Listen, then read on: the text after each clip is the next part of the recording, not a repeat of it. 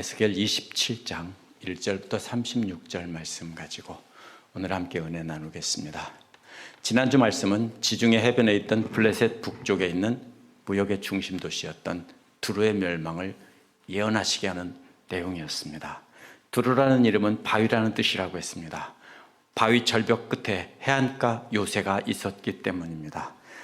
26장 1절부터 28장 19절까지 계속해서 두로의 심판에 대해서 집중적으로 나옵니다. 오늘도 이렇게 긴 내용이 전부 두로에 관한 것입니다. 하나님께서 두로를 완전히 멸망시켜서 다시는 회복되지 못하게 하신다는 겁니다. 오늘 말씀은 바로 그 두로에 대한 장송곡입니다. 두로가 죽었다는 겁니다. 죽는다는 거죠.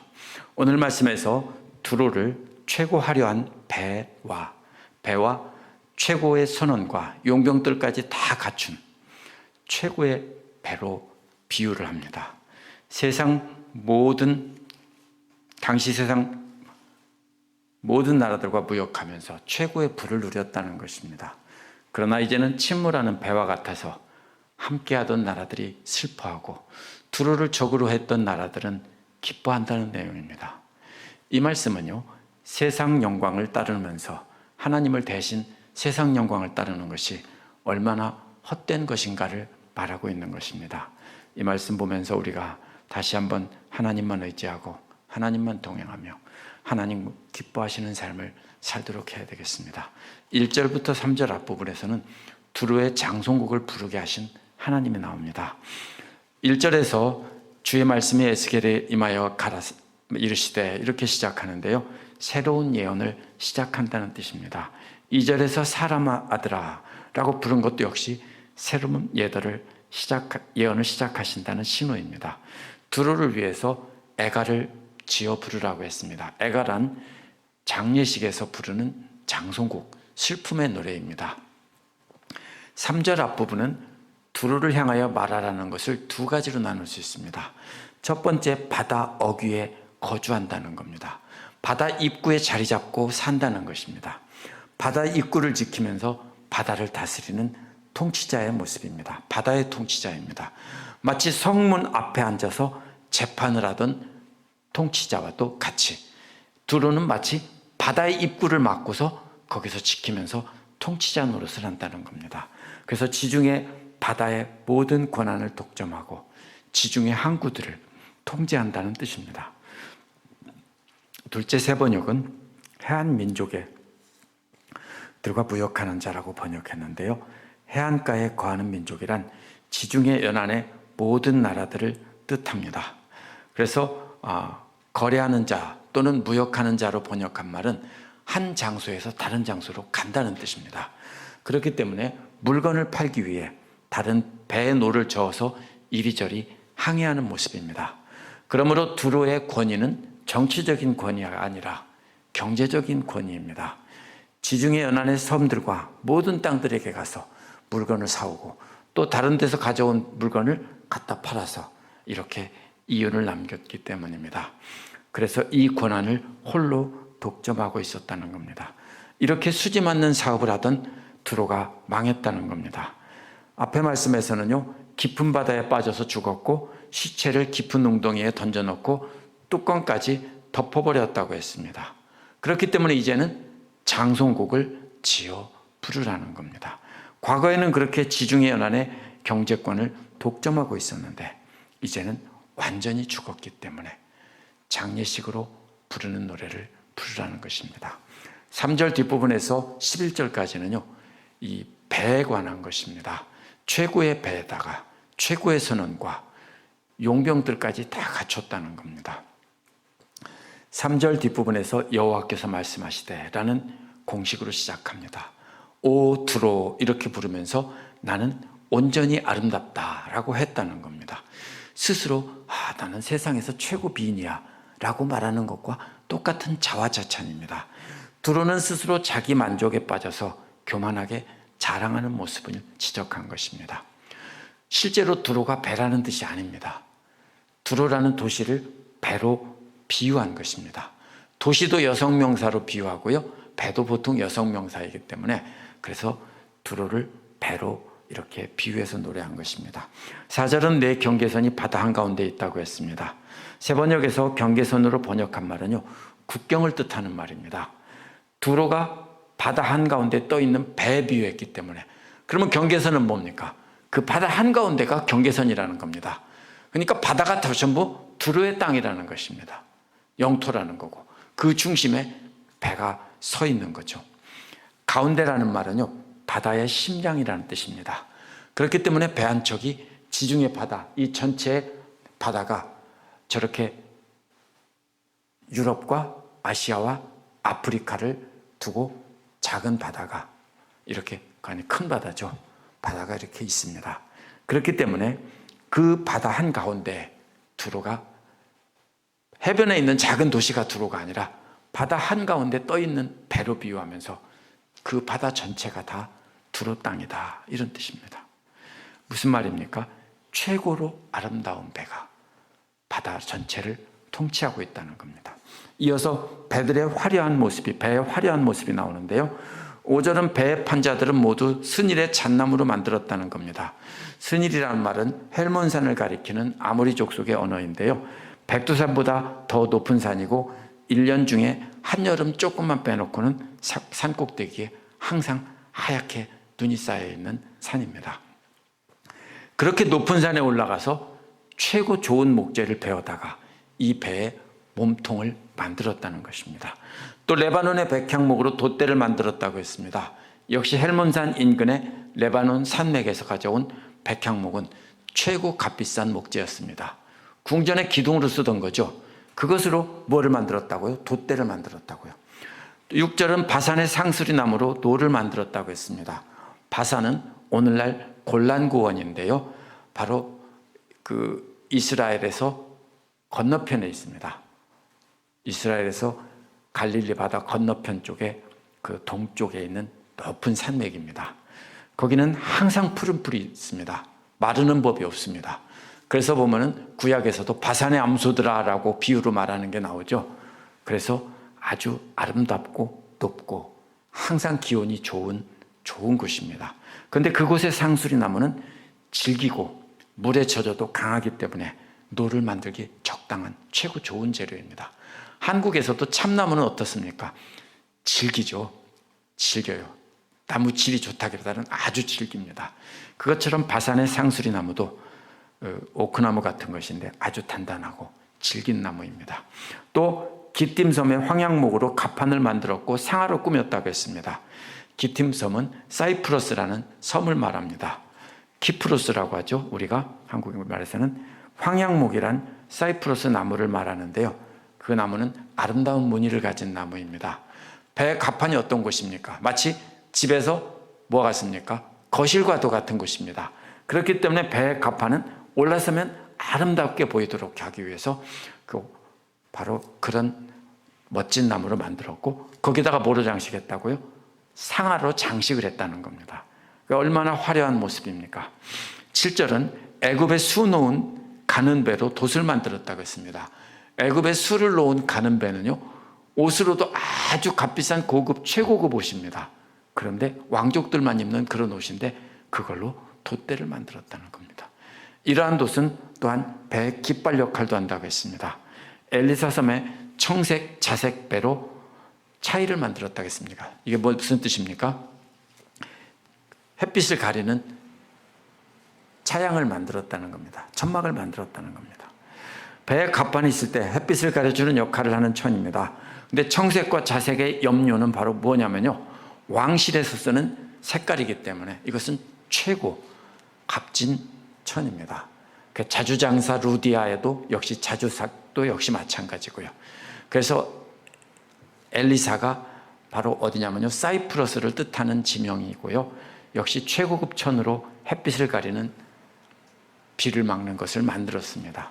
그러면 배의 하드웨어는 얼마나 잘 만들어졌는지 알 수 있습니다. 그 다음에 8절부터는 이제 선원들이 나옵니다. 시도는 두로에서 북쪽으로 해안선으로 25마일 간 곳인데요, 아르왓은 북쪽에서 95마일쯤 간 떨어진 곳에 있습니다. 둘 다 노련한 선원들이 많은 도시입니다. 선원들 역시 최고의 경험과 기술을 가진 사람들인데 오늘날도 항해에 아주 익숙한 사람들입니다. 이어서 두로, 내 가운데 있는 지혜자가 내 선장이 되었다라고 말합니다. 최고 지혜를 갖춘 자가 배를 운행하는 선장이 되었다는 겁니다. 최고 화려한 배인데 선장도 최고입니다. 거기다가 뭡니까? 9절에 보면 그 발의 노인들과 지혜자들이 내 가운데서 배의 틈을 막는 자가 되었다는 것입니다. 베이루트와 트리폴리 사이에 있는 곳입니다. 이게 어느 곳이냐면요, 여기쯤입니다. 여기쯤에서 있는 기술자들인데 페니키아의 그 도시들입니다. 최고의 기술자들이 배 틈을 막았다는 겁니다. 배는 나무로 만드는데 틈이 있는데 그 틈을 막는 기술이 최고의 기술이죠. 그 틈이 생기면 배는 가라앉겠죠. 그래서 틈을 막는 기술자가 배에 타고 항상 새는 곳이 없는지 관리하며 막는 역할을 했던 것입니다. 배로 비유된 두로가 화려할 뿐 아니라 기술적으로도 완벽했다는 뜻입니다. 바다의 모든 배들과 선원들이 두로와 무역을 했다는 겁니다. 모든 것을 다 갖췄는데 바다에 있는 모든 배들과 선원들이 다 두로와 무역을 했다니까 사업도 최고로 잘 되는 겁니다. 10절에서 세 번역은 리디아로 번역한 것은 룻인데요, 활을 잘 쏘는 궁수로 유명한 소아시아의 도시입니다. 페르시아와 룻과 붓에서 온, 여기에 있습니다. 붓과 룻이 여기 있고요, 페르시아가 여기 있습니다. 그러면 이것은요 아주 먼 곳입니다. 먼 곳에서 누구를 데려왔습니까? 용병들을 데려왔다 했습니다. 군인들을 돈을 주고 사오는 겁니다. 최고로 잘 훈련된, 오늘날로 말하면 최고 유명한 나라가 어디입니까? 스위스입니다. 스위스 용병이죠. 그것처럼 바로 최고의 용병들을 사와서 배를 지키는 군대로 삼았다는 것입니다. 두로라는 배에다가 이들의 방패와 투구를 걸어 놓았습니다. 무슨 뜻입니까? 최고로 잘 훈련된 용병들이 지키는 배니까 함부로 까불지 말라, 이런 뜻입니다. 번쩍거리는 방패와 이들이 쓰고 있던 빛나는 투구가 바로 두로의 영광을 나타냈다는 겁니다. 이제 11절은 두로를 비유로 말하던, 배로 말하던 것을 튼튼한 성으로 말합니다. 아르와 사람이 너의 군대는 사방 성에 있었다라고 했습니다. 아르왓은 아카디아어로 헬레크라는 곳이로요, 바울의 출생지인 다소를 가리킵니다. 그게 어디쯤에 있냐면요, 여기쯤에 있습니다. 다소를 가리키고요, 또 용사들은 여러 망대에 있었다고 했습니다. 주변에서 모집한 최고의 용병들이 성을 지키고 있고 성의 사면에는 방패를 달아놓았다고 했습니다. 앞에서는 배에다 방패를 달아놨다고 비유로 말했는데 이번에는 성벽에다 달아놨다는 겁니다. 최고의 군대들이 지키고 있다고 경고하는 것입니다. 그런데 그 모습이 최고로 아름다웠다는 겁니다. 두로를 이처럼 아름다우면서도 기술적으로도 완벽하고 또 최고의 군대들이 지키고 있는 배라, 이렇게 비유했습니다. 만약에 이런 도시가 있다면, 이런 배가 있다면 완벽하겠죠. 아무리 소말리아 해적들이 공격한다고 해도 아무 문제가 없겠죠. 이렇게 완벽하다는 겁니다. 그러나 무엇입니까? 지금 장례식입니다. 그런 두로가 죽었구나라는 것입니다. 12절에서 25절은요 대단한 부와 명성을 지녔던 두로가 나옵니다.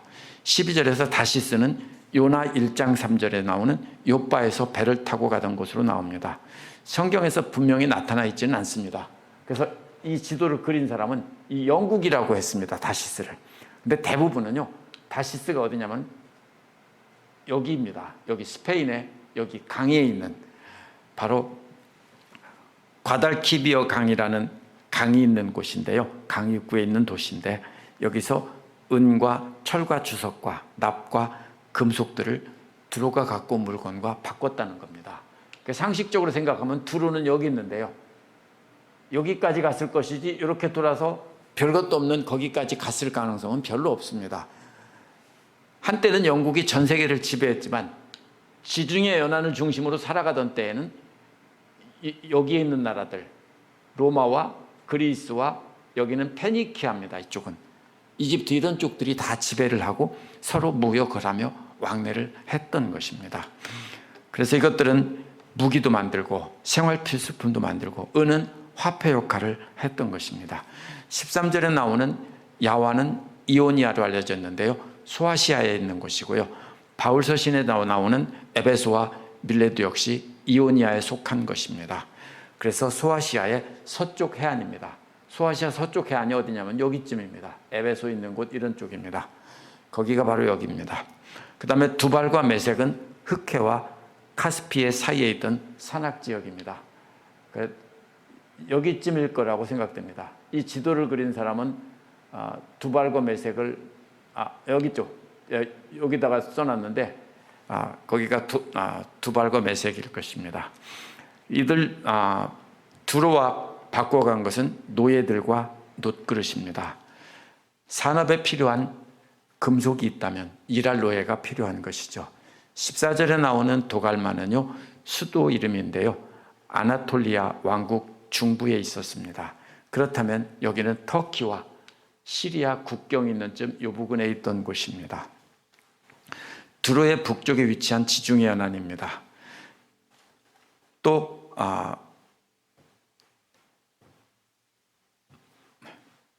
여기서 보면은요, 어디냐면은 여기쯤입니다. 그러니까 지금 다시스로 갔다가 야완으로 갔다가 두발과 메색으로 왔다가 이렇게 가면서 이제는 이스라엘 북쪽에서 쭉 지나와서 이렇게 지나갑니다. 순서가 그러니까 이렇게 해서 지명을 쭉 돌아가고 있는 것입니다. 그러면 이들은 정말로 두로에서 굉장히 먼 곳에 있습니다. 이거는요. 이 바다는 가깝습니다. 아무리 멀어도 가깝습니다. 왜냐하면 배를 띄워놓고 돛을 올리면 저절로 가기 때문입니다. 그런데 이런 쪽은요, 이건 보통 일이 아닙니다. 육지로 이렇게 움직인다는 것은. 그래서 두로는 해상무역을 하던 나라이기 때문에 지중해나 흑해로 연결되어 있어야 합니다. 그래서 이들이 가져와서 바꿔간 것은 말과 군마와 노새였습니다. 그래서 어떤 사람은 첫 번째 나온 말은 말이 아니라 말이 탄 사람이다 이렇게 말하는데요. 왜냐하면 두 번째가 말이 또 나오기 때문입니다. 그러나 셋 다 말입니다. 종류가 다른 말이죠. 첫 번째는 무슨 말입니까? 세번역에서는 그래서 세 가지 말을 말했죠. 하나는 뭡니까? 사람을 실어 나르는 보통 말입니다. 그래서 짐을 실어 나르는 말 이런 것입니다. 그리고 군말은 전쟁 때 기병들이 타는 말이고요. 세 번째로는 노새 같은 것이죠. 그래서 이 세 말은요, 세 종류의 말은 서로 다른 것입니다. 오늘날로 말하면 승용차와 탱크와 화물차 뭐 이런 식으로 말하는 운송수단들을 전부 말한 것입니다. 15절에 나오는 드다는 두로의 북쪽에 있는 곳이고요. 여러 섬들은 지중해에 접해 있던 아나톨리아 왕국의 섬들입니다. 어딘지 참 복잡하죠. 그러나 이게 전체를 크게 생각하면 됩니다. 그래서 이 여러 섬들을 이렇게 연결하고 있는데요. 해안과 연결하고 있는데요. 이들이 와서 바꿔간 것은 상아와 흑단이라고 했습니다. 개역에는 오목이라고 했는데 검은색 나무라는 뜻입니다. 근데 개역 개정은 박달나무라고 했습니다. 이건 실수한 겁니다. 왜냐하면 박달나무는 단단한 나무지 장식품을 쓰는 나무가 아닙니다. 흑단이라는 건 뭐냐면요, 새카만 나무예요. 오늘날 클라리넷이나 오보에 같은 것을 만들 때 쓰고요. 저도 흑단으로 된 리코더를 하나 꼭 갖고 싶은데 지금 갖고 있는 것은 자단입니다. 흑단은 새카맣습니다. 장식품이나 악기 같은 것을 만드는 아주 단단하고 비싼 나무입니다. 그러니까 상아와 흑단이 짝을 이루면서 아주 귀중한 장식품을 만드는 보물들입니다. 16절은 두로와 가까운 아람, 시리아입니다. 다마스커스 북동쪽 시리아 그 내륙 지방이라고 합니다. 여기쯤이 다마스커스가 이스라엘 두로 북쪽쯤에 있는데요. 여기쯤에 있는데 이쪽이라고 봅니다. 그래서 이들이 와서 바꿔간 것은 남보석과 자색배와 수놓은 것과 가는 배와 산호와 홍보석을 두로의 물품과 바꿔갔다는 겁니다. 이건 뭐냐면요, 이건 평범한 물건들이 아닙니다. 오늘날로 말하면은 이것은 최고급 명품백이나 뭐 이런 것 아니면 5캐럿짜리 다이아 정도에 비유할 수 있는 굉장히 값비싼 물건들입니다. 전부 다.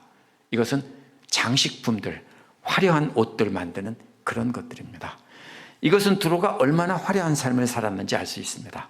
또 드디어 유다와 이스라엘이 나오죠. 17절에는 이들은 상인이 되었다고 했기 때문에 이들이 생산한 게 아니라 요단강 동편에서 생산한 곡식들을 꿀과 올리브 등을 주고 사다가 그것을 두로에다 판 것입니다.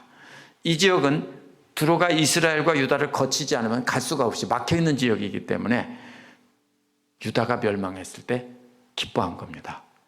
유다는 중간상인 역할을 한 것입니다. 자기들이 올리브유 꿀 같은 걸 가지고 가서 거기서 이걸 산 다음에 그것을 비싸게 두로에다가 팔았다는 겁니다. 예루살렘이 멸망했을 때 기뻐하던 것은 이제는 싼 값에 이스라엘에다가 유다에다가 돈을 주지 않고도 살 수 있었다는 겁니다. 18절은 두로의 중요한 무역상대인 다메섹입니다. 다메섹은 여러 지역을 연결하는 중요한 교통의 요지에 있습니다. 동방에서 오는 데부터 서방까지 전부 연결하는 곳입니다. 많은 나라에서 온 물건들이 백화점처럼 많았을 겁니다. 그래서 너의 제품이 많고 각종 보화가 풍부하다고 한 것입니다. 헬본의 포도주는 다마스커스 북쪽 10마일 떨어진 곳에서 생산된 것이고요. 또 흰양털에 70인용 구약성서를 보면 밀레도라는 지명이 붙어 있습니다. 소아시아 해변에 있던 도시입니다. 또 19절의 워다는요, 오늘날 아덴만에 위치한 이 해역일 것이라. 아덴만이 어디냐면 여기입니다. 소말리아 해적들이 출몰하는 여기가 아덴만입니다. 요 부근일 것이라고 보는 겁니다. 20절의 드다는 아라비아 사막 중앙에 위치한 지역으로 상인들이라고 했기 때문에 낙타를 타고 먼 나라에서 물건을 사다가 팔았던 사람들입니다. 21절의 아라비아와 게달의 모든 고관들도 내 손아래 상인이 되어서 어린 양과 순양과 염소들을 가지고 거래했다는 것입니다. 이들은 유목민이기 때문에 자기들이 기른 양, 순양, 염소를 가지고 거래한 것입니다.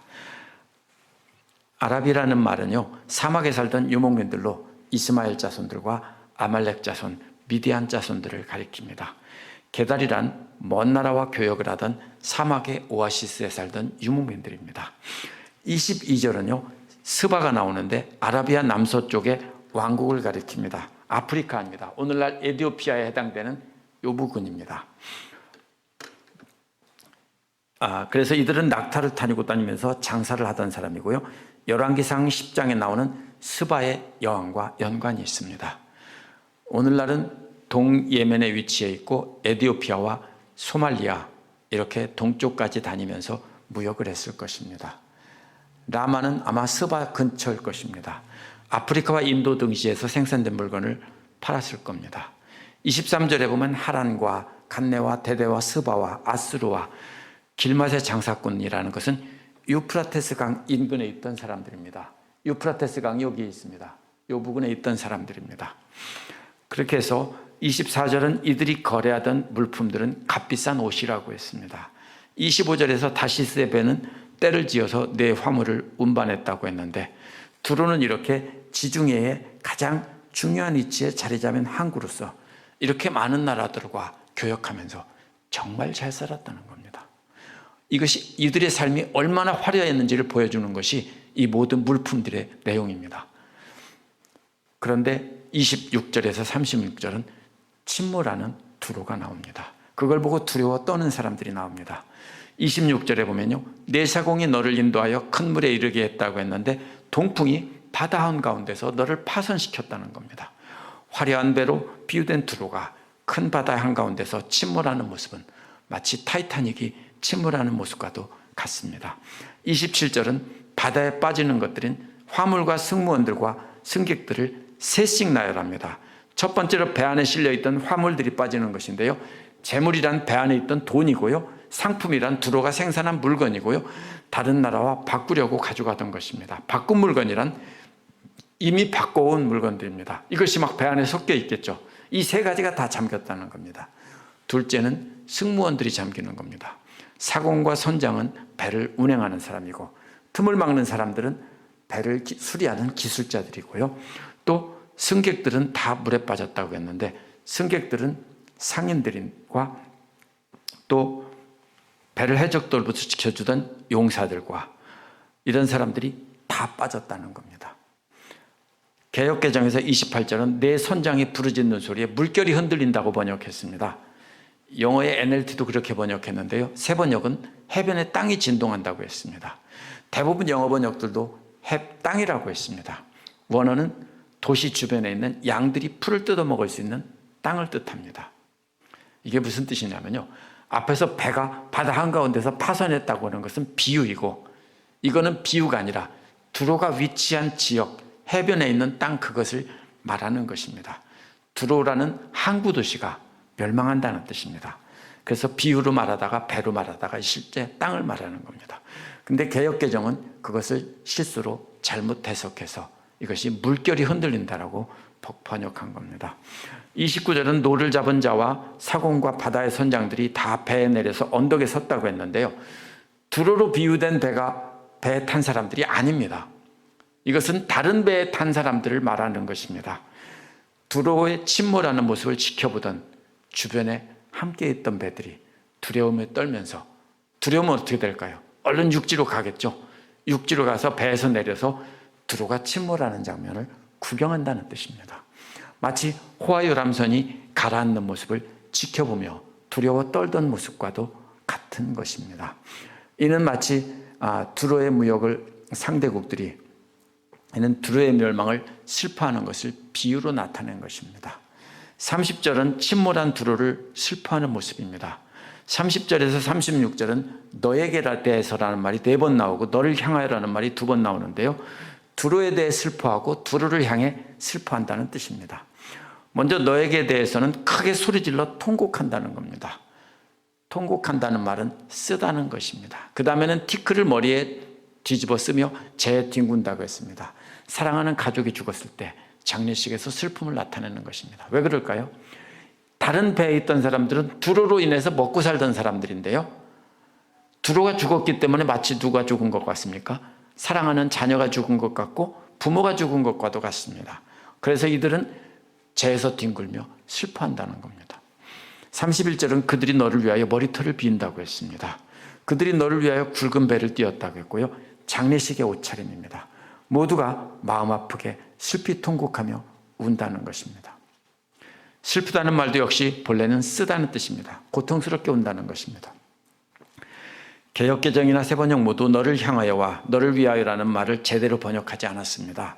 32절은 그들이 통곡할 때 너를 향하여 슬픈 노래를 불렀다는 것입니다. 그 다음에는 애도하여 너를 위해 말했다는 것입니다. 두로를 위해 애도하는 노래는요, 두로가 빠진 바다를 향해 부른 것입니다. 애도하는 말은 두로를 향해서라기보다는 이제 돌아서서 사람들을 보면서 두로를 위해서 말한 것입니다. 개역개정을 보면 애도하는 말은 두로와 같이 바다 가운데서 적막한 자 누구뇨라고 했습니다. 그러나 새번역은 적막한 자라는 말을 파멸된 사람이라고 번역했습니다. 원어의 의미는요, 칼에 찔려 죽는다는 말입니다. 죽은 자는 말이 없다라고 이렇게 번역한 것입니다. 33절은 두로가 자기 물품들을 실어낼 때 두로가 여러 백성들을 풍족하게 했다는 겁니다. 두로의 재물과 부역품들이 많음으로써 세상 많은 나라들이 이익을 얻고 많은 물품을 받을 수 있었던 거죠. 그래서 세상 왕들은 두로와 무역을 해서 또 그들도 큰 이익을 얻었다는 겁니다. 그래서 그들이 슬퍼하고 있는 것입니다. 34절은 또다시 내가 바다 깊은 데서 파손할 때 내 무역품과 내 승객이 다 빠졌다고 슬퍼합니다. 이들은 자신들에게 큰 이익을 주던 물건들과 사람들이 사라졌기 때문에 슬퍼하는 것입니다. 지금까지 두로와 무역을 하던 다른 배의 선원들이 슬퍼했는데요, 이번에 35절은 해변에 거하는 모든 사람들이 보고 놀라는 장면입니다. 왕들이 심히 두려워하고 얼굴에 근심이 있다고 했습니다. 두려워한다는 말은 머리털이 빳빳하게 섰다는 뜻입니다. 근심한다는 말은 얼굴에 폭풍이 일어났다는 말입니다. 왕들도 이렇게 두려워하며 근심이 가득했다는 것은 하나님께서 두로를 심판하셨기 때문입니다. 두로가 멸망했다는 것은 결국 자기들도 곧 멸망한다는 뜻이기 때문에 이들이 이렇게 머리털이 서면서 얼굴에 폭풍이 일어나며 두려워했던 것입니다. 36절은 많은 민족의 상인들이 두로를 위해 비웃는다고 했습니다. 이들은 누구입니까?